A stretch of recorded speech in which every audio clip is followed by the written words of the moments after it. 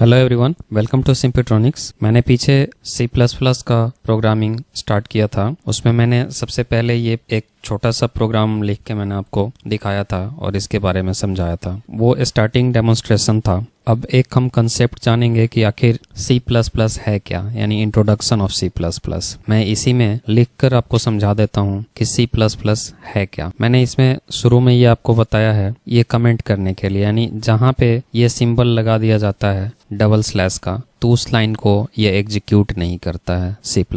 इसी में एक चीज और बता देता हूँ, ये तो सिंगल लाइन के लिए हो गया, यानी ये पूरा लाइन एग्जीक्यूट नहीं होगा। अगर एक से ज्यादा लाइन के टेक्स्ट को इनएक्टिव करना है तो उसके लिए स्लैश के साथ और ये हम एस्टरिस्क सिंबल, ये स्लैश एक और एस्टरिस्क सिंबल लगाते ही देखें आगे के सारे जो फंक्शंस थे, जो कमांड्स थे, कोड्स थे, वो सभी इनएक्टिव हो गए। क्यों? क्योंकि ये मल्टी लाइन कमेंट के लिए होता है, एक से ज़्यादा लाइन को इनएक्टिव करने के लिए, यानी कि उन सभी लाइनों को ये एग्जीक्यूट नहीं करता है। और यहाँ पे मैं डेफिनेशन लिख देता हूँ और आपको समझा देता हूँ कि आखिर C++ है क्या। C++ मैंने लास्ट वीडियो में भी बताया था, C++ एडवांस वर्जन होता है C लैंग्वेज का।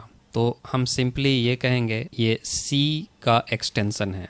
C++ is an extension of C language.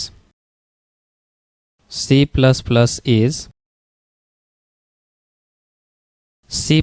is an object-oriented programming language, while C is,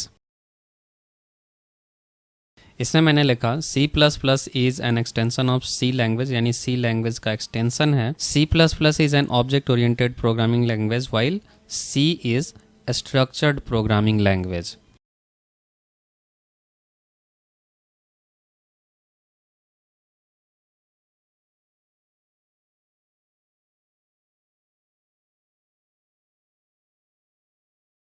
आगे है C++ was developed by Vasan Astrostrof at AT&T Bell Laboratories by combining some features of Simula 67 and Algol 68 into C language. C language एक structure programming language हो गया, ये codings हैं, और सिमुला में object oriented के फीचर्स हैं। इन लैंग्वेज के फीचर्स को C में कंबाइन करके और C विथ क्लास बना, और उसी में कुछ और ऑब्जेक्ट ओरिएंटेड फीचर्स ऐड हुए तो वो C++ बना। ये 1980s में डेवलप हुआ था AT&T लैब में, और उसी लैब में 70s में, अर्ली 70s में C लैंग्वेज भी डेवलप किया गया था, जो कि डेनिस रिची के द्वारा डेवलप किया गया था। ये तो हो गया आपका C++ का इंट्रोडक्शन, यानी उसका डिफिनीशन। अब इसमें बात आती है कि स्ट्रक्चर्ड लैंग्वेज क्या है एंड ऑब्जेक्ट ओरिएंटेड लैंग्वेज क्या है। स्ट्रक्चर्ड लैंग्वेज को आप C यानी स्ट्रक्चर्ड लैंग्वेज है, यानी बहुत सारे मॉड्यूल्स पे अलग अलग काम किया जाता है, उन मॉड्यूल्स को कॉम्बिनेशन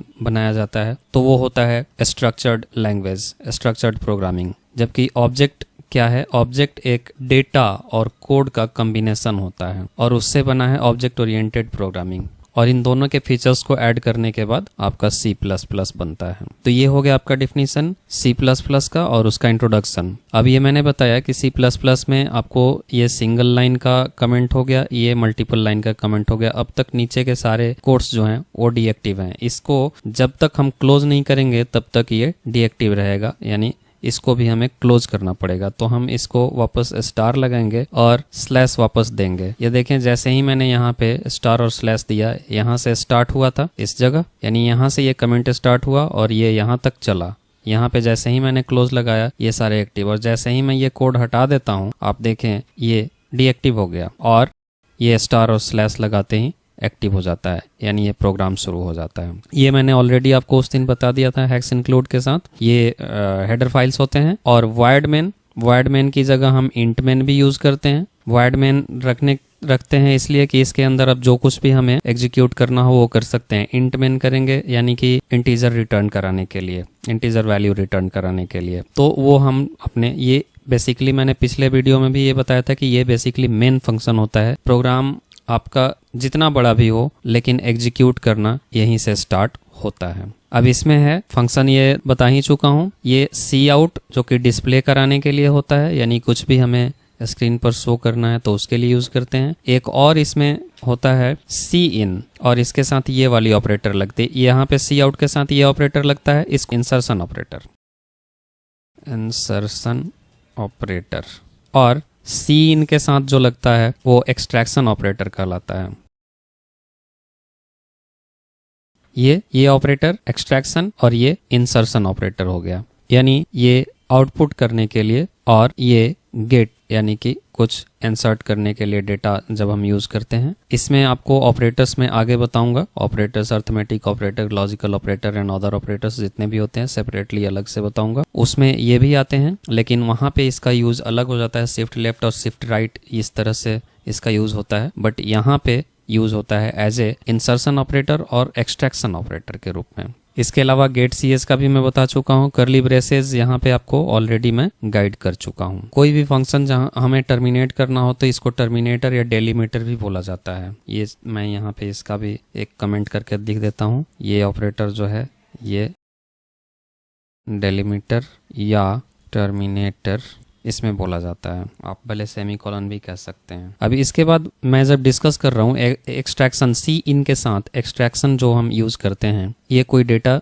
हमें इंसर्ट करना होता है, कोई वैल्यू इंसर्ट करना होता है और किसी वेरिएबल के अंदर स्टोर करना होता है, तो उसके लिए हम इसका इस्तेमाल करते हैं। अब वेरिएबल टाइप हम इसके बाद आगे वेरिएबल टाइप क्या यूज करेंगे। अब वेरिएबल क्या है और वेरिएबल टाइप क्या है वो चीज भी हमें इसका जानना पड़ेगा। अब मैंने आपको अगले चैप्टर में ये वेरिएबल्स के बारे में पूरा बताऊंगा। अगर इसमें बताऊंगा तो थोड़ा लंबा ज़्यादा हो जाएगा, इसलिए बस इतना ही। Thank you, keep watching.